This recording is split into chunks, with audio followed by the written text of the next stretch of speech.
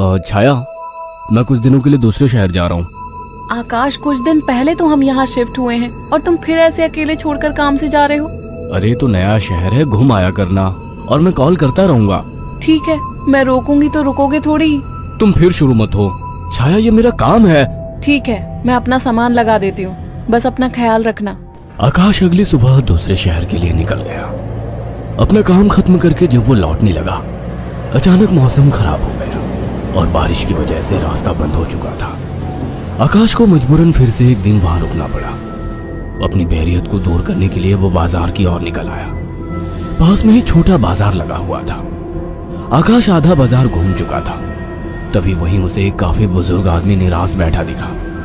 उसके पास दो छोटी छोटी मूर्ति और एक थोड़ी बड़ी मूर्ति थी, जिस पर काफी अच्छी कारीगरी की हुई थी। बाबा, आप क्यों परेशान हो? कुछ नहीं बाबूजी, बस सुबह से कुछ भी नहीं बिका। अरे बाबा, परेशान ना हो। ये मूर्ति कितने की है? एक काम कीजिए, ये 2000 रुपए है, ये मुझे दे दीजिए। बुजुर्ग ने डरते और झिझकते हुए कहा, लेकिन बेटा, ये मूर्ति शापित है। ये सब बकवास बातें होती हैं बाबा, कोई शाप वाप नहीं होता है। लाओ, ये मूर्ति मुझे दे दो। बुजुर्ग ने कांपते हाथों से उस मूर्ति को आकाश को दे दिया। रात में आकाश होटल के कमरे में गया और फोन पर छाया से बात करने लगा। उसे ठंड सी महसूस होने लगी। फोन रखकर वो सोने के लिए लेट गया। रात गहरी हो चुकी थी, बारिश की वजह से ठंड थी, पर उसे अचानक गर्माहट महसूस होने लगी। उसे अच्छा लग रहा था। उसे महसूस हुआ जैसे कोई उससे चिपक कर लेटा हो। मीठी सी खुशबू, रेशमी बाल, दूसरे जिस्म की गर्मी, मानो छाया ही उसके पास हो। वो लगातार नींद में किसी के स्पर्श को महसूस कर रहा था। अचानक उसे अपने शरीर पर वजन महसूस हुआ। वो अचानक से उठकर बैठ गया। कमरे में बिल्कुल अंधेरा था। उस रूम की लाइट ऑन की तो देखा कमरा खाली था, कोई नहीं था। कमरा ठंडा था पर उसे पसीना आ रहा था। अगले दिन सुबह वो जल्दी होटल से निकल गया और शाम होते होते घर आ गया। छाया को फोन किया तो पता लगा वो माँ के यहाँ गई है, आज ही आने वाली है। उसके पास डुप्लीकेट चाबी थी। उसने गेट खोला और अंदर गया। थोड़ी देर बैठने के बाद नहाने चला गया। उसे बाथरूम में जाने के बाद ऐसा लगा बाहर कोई है। वो जैसे ही निकला उसको कोई नजर नहीं आया। वो ऊपर गया और उसे एक परछाई नजर आई। कौन है? छाया, मजाक मत करो, मुझे ऐसा मजाक पसंद नहीं है। तभी दरवाजे की डोरबेल बजी। जाकर देखा तो छाया थी।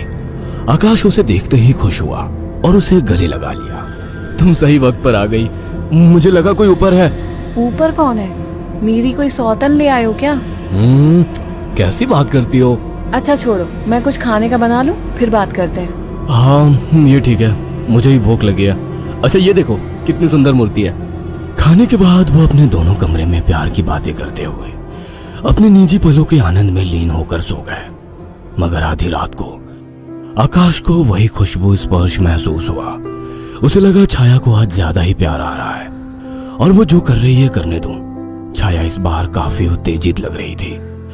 आकाश को भी आनंद आ रहा था। अंधेरे में छाया ने आकाश के सारे कपड़े उतार दिए और पागलों की तरह उसके जिस्म को चूमने लगी। आकाश भी पूरी तरह से उत्तेजित हो गया था।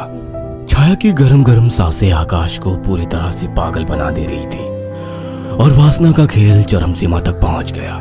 कुछ ही पलों का वासना का वेग लंबी लंबी और गहरी सांसों के बीच शांत हो गया। सुबह आकाश ने देखा छाया जाग चुकी थी। छाया चाय लेकर आकाश के पास आ गई। उठो, चाय पी लो। वह चाय के लिए उठा तो छाया बोल उठी, ये मूर्ति लेकर कब से सोने लगे तुम? अरे ये तो साइड में रखी थी, वहां बिस्तर में कैसे आ गई? आ गई होगी। एनीवे, चलो तैयार हो जाओ, ऑफिस जाओगे ना? लाओ इस मूर्ति को मैं रख देती हूँ। थोड़ी देर बाद छाया कमरे में सफाई करने गई। वो काम में बिजी थी पर उसे लगा जैसे मूर्ति उसे देख रही है। जैसे उसने मूर्ति की तरफ देखा, मूर्ति अपनी जगह जैसी थी वैसे ही रखी थी। छाया काम खत्म करके कमरे से निकलने को हुई तो अचानक मूर्ति गिर गई। छाया ने पलट के मूर्ति को उठाया। अचानक मूर्ति मुस्कुराई। छाया डर गई और मूर्ति हाथ से छूट गई। डरते डरते उसने मूर्ति को उठाया तो उसने देखा वो सामान्य थी। शैतान मूर्ति डराती है मुझे, ये कहकर उसने मूर्ति को अलमारी में रख दिया। काम खत्म कर छाया नहाने गई और जैसे ही उसने कपड़े उतारे और पानी का नल खोला गर्म पानी उस पर गिरा। वो चिल्ला उठी और बिना कपड़ों के बाहर निकलकर भाग आई। उसके जिस्म पर छाले हो चुके थे। उसने आकाश को फोन किया। आकाश तुरंत चला आया और उसको अस्पताल ले गया। आकाश ने ऑफिस से कुछ दिन की छुट्टी ले ली। छाया, ये सब कैसे हुआ? पता नहीं, नल से गर्म पानी अचानक निकला। मुझे सब अजीब सा लग रहा है, मानो मुझे कोई देख रहा हो। तुम आराम करो, मैं कुछ खाने को लेकर आता हूँ। छाया लेटी हुई थी। अचानक उसने ध्यान दिया, मूर्ति उसकी ही तरफ घूर रही थी। अचानक उसे याद आया कि मूर्ति को तो उसने अलमारी में रख दिया था। अचानक वो मूर्ति हिलने लगी। छाया चीख उठी। आकाश दौड़ता हुआ आया। क्या हुआ? ये मूर्ति अभी खुद चली थी। तुम्हारा वहम होगा छाया। मगर रात को आकाश को फिर से चुंबन के स्पर्श महसूस हुए। वह नींद में था और चाह के आंखें नहीं खोल पा रहा था, परंतु आकाश को चुंबन के स्पर्श उत्तेजित कर रहे थे। उसके मुंह से आवाजें निकल रही थी। अचानक छाया की आंख खुल गई और उसने जो देखा वह हैरान रह गई। उसने देखा कि एक लड़की काली परछाई के रूप में आकाश के कपड़े खोल रही थी और वो देखते ही चिल्लाने लगी, आकाश, वो काली परछाई! अचानक कमरे के शीशे में चटक सी आवाज आई और शीशा टूट गया। आकाश उठकर बैठ गया। ये शीशा कैसे टूटा? और तुम चिल्लाई क्यों? आकाश, वो कोई काली आत्मा थी। मैंने अभी देखा, वो तुम्हारे साथ संबंध बना रही थी। क्या तुम्हें बिल्कुल पता नहीं लगा? कौन? क्या कह रही हो? मुझे महसूस तो हुआ, पर मुझे लगा तुम हो। पागल हो क्या? ऐसी हालत में मैं संबंध बनाने की सोचूंगी? आकाश, वो एक काली परछाई थी, पर वो एक लड़की थी। तभी मुझे कल रात को जब ये सब महसूस हुआ तो मुझे कुछ अजीब सा लगा था। मुझे ऐसा होटल में महसूस हुआ कि जैसे मेरे पास कोई तो है। और अगले दिन मैं घर आ गया था। तब से जब भी सोता हूँ ऐसा कुछ होता है। मुझे लगता था कि तुम हो। तभी अचानक दोनों का ध्यान मूर्ति पर गया। आकाश ने तुरंत उस मूर्ति को बाहर फेंक दिया। कुछ दिन बाद छाया पानी पीने के लिए उठी। अचानक उसकी नजर फिर से ड्रेसिंग टेबल पर रखी मूर्ति पर पड़ी। अचानक उस मूर्ति ने काली परछाई का निर्धारण कर लिया। छाया अचानक बेहोश हो गई। कुछ देर बाद उसकी आंखें खुली तो उसे सब सपने जैसा लग रहा था। अचानक वो किचन में चली गई। तभी वहां आकाश आ गया। अरे, पहले ठीक तो हो जाती। मैं तो ठीक हूँ। अच्छा।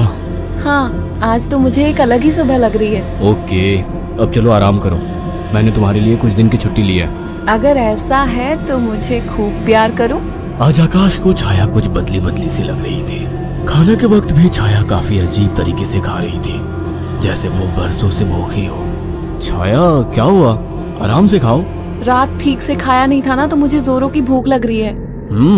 वैसे आज मीट बना काफी अच्छा है। गांव में अम्मा ने सिखाया था। अम्मा ने? कौन सी अम्मा ने? तुम तो कभी गांव गई ही नहीं। वो सब छोड़ो, सुनो ना, मेरा मन रोमांस का हो रहा है। तुम्हें लगता है ये सही वक्त है? प्यार करने का कोई वक्त नहीं होता। अचानक छाया आकाश से जाकर लिपट गई। उसके जिस्म को चूमने लगी। आकाश ने देखा छाया ने आज साड़ी भी अलग तरीके से बांधी थी। दोनों के बीच संभोग क्रिया होने लगी। दोनों काफी उत्तेजित थे। अचानक आकाश को फिर से छाया में वही खुशबू और स्पर्श महसूस हुआ। छाया आकाश को छोड़ने का नाम तक नहीं ले रही थी। आकाश को महसूस हुआ ये छाया नहीं है। आकाश ने एक झटके से छाया को धक्का दे दिया।